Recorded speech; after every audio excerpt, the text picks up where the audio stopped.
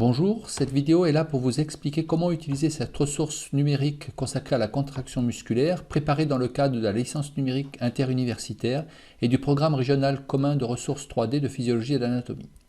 Cette ressource est disponible sur le site www.uness.fr à la rubrique Ressources en sciences du sport. Le menu à propos vous permet d'accéder à certaines informations, notamment sur certaines commandes permettant de changer la visibilité de certains objets, ainsi que la roue dentée qui permet d'accéder à certaines options. Cette icône ici en bas à droite vous permet de passer en plein écran et l'accès à cette ressource se fait en cliquant sur ce bouton ici.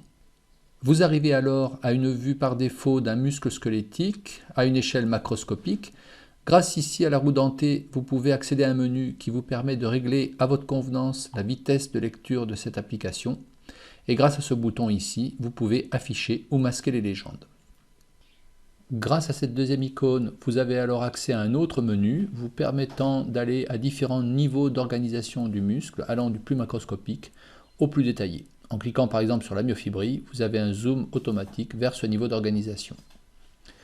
Cette application vous permet également de voir ce qui se passe dans deux temps, la contraction d'une part et le relâchement du muscle d'autre part. En utilisant votre souris, vous avez également la possibilité de faire pivoter ces animations dans toutes les directions de façon à pouvoir voir certains détails plus facilement. Cette possibilité fonctionne quel que soit le niveau d'organisation choisi, comme par exemple ici à l'échelle de la myofibrie. Vous pouvez, là encore, faire pivoter dans toutes les directions l'animation de façon à parfois pouvoir plus facilement visualiser certains détails.